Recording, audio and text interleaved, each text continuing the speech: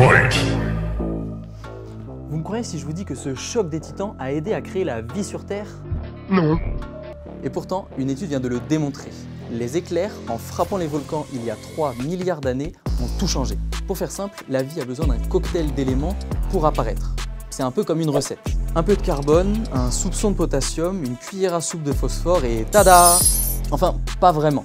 C'est un peu plus compliqué que ça, mais vous avez l'idée. Sans ces éléments, pas de protéines, pas d'ADN, bref, pas de vie. Parmi tous ces ingrédients, il y a l'azote, un gaz absolument indispensable à cette soupe primitive. Justement, cette nouvelle étude en a trouvé des traces sur un volcan. Et c'est là que ça se complique. À cette époque, la majeure partie de l'azote était piégée dans le diazote, une molécule présente dans l'atmosphère. Pour le libérer, il faut des décharges électriques. Pour ça, rien de tel qu'une bonne foudre volcanique. Si vous ne savez pas ce que c'est, tout est dans le nom. Ça ressemble à ça.